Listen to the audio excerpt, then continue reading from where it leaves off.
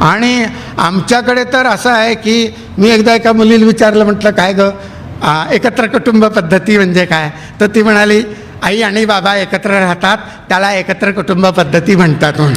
मुलांनाच आश्चर्य वाटतं एवढी वर्ष आपले आई बाबा कसे काय एकत्र राहिले. बघा तुम्ही आता सिरियल 2-3 वर्ष चालते की नाही, त्यात एका लग्नावर भागतच नाही, 2-3 लग्न दाखवावीच लागतात. आपलं एक लग्न झालं तरी मुश्किल असं वाटतं की नाही. मी तर लग्न ठरलं तेव्हा रस्त्याच्या मधून चालत होतो, तुम्हाला सांगतो, इतकं आश्चर्य हो तुम्हाला. तर मी पत्रिका घेऊन तात्यांकडे गेलो, तात्या म्हणलं ही घ्या पत्रिका. तर म्हणे कसलं रे, म्हणलं माझं लग्न ठरलं. ते म्हणे तुझं कसं काय लग्न ठरलं म्हणून. काय दाद देण्याची पद्धत आहे बघा. तेवढ्यात त्यांच्याकडे पेढे घेऊन माणूस आला, म्हणे तात्या हा घ्या पेढा. कसला रे पेढा, म्हणे मला नातू झाला म्हणून. त्यांनी असा चेहरा केला, म्हणे हल्ली कुणाला काय होईल काही सांगता येत नाही.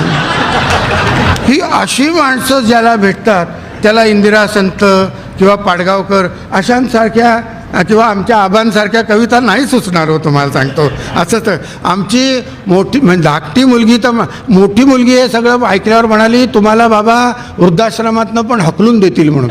काय मुलीच्या सदिच्छा आहेत बघा. हा म्हणजे वृद्धाश्रमात ठेवणार हे नक्की, त्याच्यात बदल नाही, पण तिथंही नीट राहा नाही, तिथनंही हकलून काढतील. धाकटी मुलगी त्याच्या पुढची ती म्हणते अशोक नायगावकर आमुचे फादर आलिया भोगासी असावे सादर म्हणून. असं तर ते पांढरी हाफ पॅन्ट पांढरा टी शर्ट घालून पांढरे सॉक्स घालून सकाळी लोक सगळे कॅलरी जाळायला बाहेर पडतात. अरे खायचं कशाला आदल्या दिवशी एवढं, 50शी उलटल्यावर थोडं कमी खावं की नाही, तुम्हाला सांगतो. तर असं पण अजून एक कडं वाढा जिलबीचा असं सगळे म्हणतात. तर ते कॅलरी जाळायला बाहेर पडतात, ते अशी 2 बोटं दाखवतात. आपल्याला वाटतं व्ही फॉर व्हिक्टरी किंवा यांना काय यांना 2 मतं पडली की काय, पण त्याचा अर्थ व्ही फॉर व्हॉलंटरी रिटायरमेंट असा आहे. आणि त्याच्यावर 2 ओळी लिहिल्या होत्या, निवृत्त नोकरांचे बघ काय हाल झाले. निवृत्त कसा आवाज देतील हां, त्याला काय वाटतं माझाच आवाज चांगला आहे म्हणून. निवृत्त नोकरांचे बघ काय हाल झाले, काही पिण्यात गेले काही पुण्यात गेले.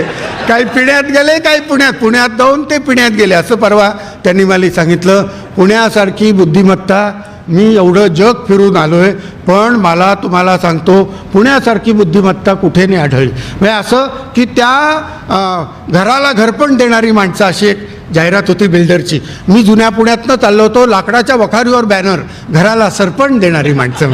काय सुचतं त्याला. ते चितळ्यांची बाकरवडी आहे असा. संध्या रात्रीचा कार्यक्रम होता, उशीर झाला, दुकान बंद झालं. मी सकाळी उठून लवकर चितळ्यांच्याकडे गेलो. शटरवर गेल्याबरोबर म्हटलं अर्धा किलोचे 2 पॅक द्या. ते म्हणे देतो ना, पण आधी लाईन लावा. म्हटलं एकटाच आहे दुकानात. नाही म्हणे एकटा असलं तरी लाईनीत उभं राहावं लागतो.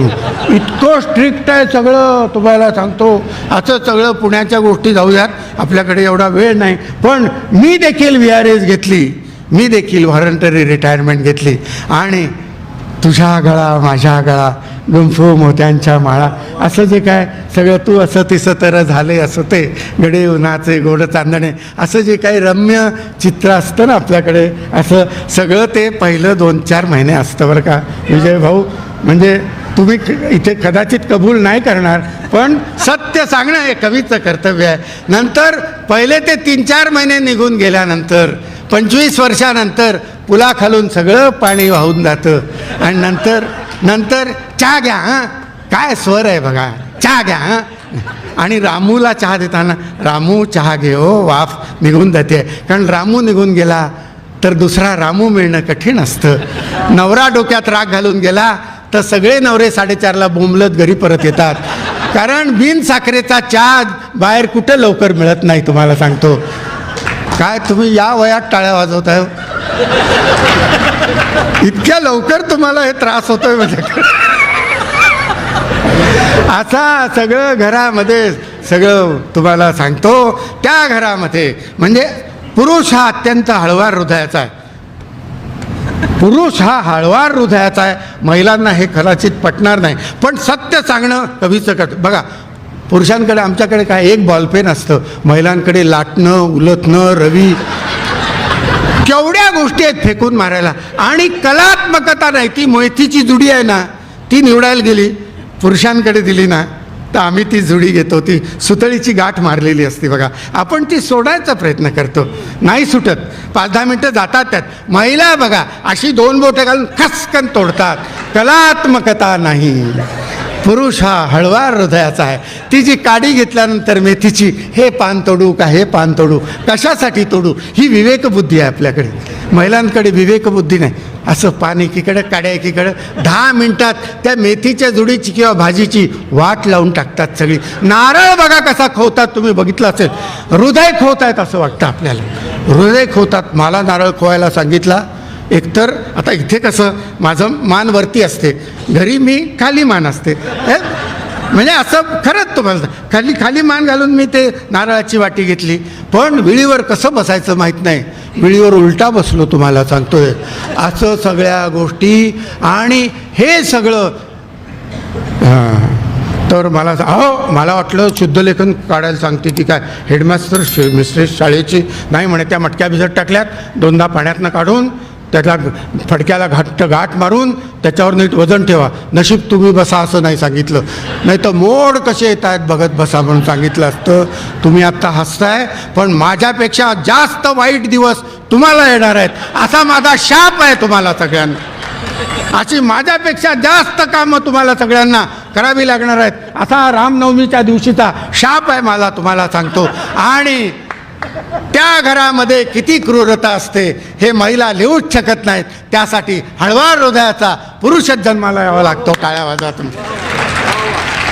गळ्याशी नख खुपसून अंदाज घेत क्रूरपणे त्वचा सोलली जाते दुधी भोपळ्याची, क्रूरपणे त्वचा सोलली जाते दुधी भोपळ्याची. बघा बाजारात आपण जातो, दुधी हलवा बनवायचा असेल, कवळा दुधी भोपळा हातावरनं असा त्या सालीवरनं आपण दुधी भोपळ्यावरनं असा हळवार हात फिरवतो. महिला बघा त्या देठाच्या तिथे नख खुपसून बघतात. तुम्हाला हे माहीत नाही, कारण तुम्ही भलतीकडे बघत असता. तुम्हाला सपासप सुरी चालवत कांद्याची कापाकाप चालली आहे, डोळ्यांची आगाग होते आहे. शाळ्या नारळावर कोयत्याने दरोडा घातलाय. हे भाजलं जातंय वांग, हे भाजलं जातंय वांग. मला कसं भरून आलं बघा, तुम्हाला सांगतोय. एक 5-6 दिवस प्रॅक्टिस केली, तुम्हालाही भरून येईल, तुम्हाला सांगतोय. निथळतंय त्वचेतून पाणी टपटप, तडतडते मोहरी, हा अखेरचा फडफडाट कढीपत्त्याच्या पंखांचा उकळत्या तेलात. बघा चिवड्यासाठी ते फोडणी करतात, बचकाभर कढीपत्ता टाकतात, फडफड फडफड फडफड फडफड, फुलपाखरं तडफडतायत असं वाटतं आपल्या हृदयाला. आणि ही बाई त्या बाईला म्हणते, काय छान तापलाय घाणा म्हणून. अरे कसल्या समानतेच्या गोष्टी करता तुम्ही, तुम्हाला सांगतो. तिखट टाकलं जातंय भाजीच्या अंगावर, डोळ्यात तिखट टाकलं जातंय भाजीच्या अंगावर, धारेवर किसली जात आहेत गाजरं. पिळवणूक चालली आहे आंब्याची, पिळवणूक चालली आहे आंब्याची.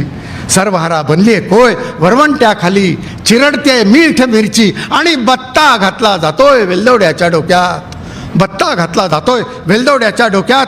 फडक्याने गळा आवळून मुसक्या बांधून दह्याला फासावर चढवलंय. चक्का बनवण्यासाठी हे भरडले जात आहेत गहू. लाही लाही होते मक्याची ज्वारीची. भर बाजारात सुरा खुपसला जातोय कलिंगडाच्या पोटात. पोलीस नुसतेच बघतायत.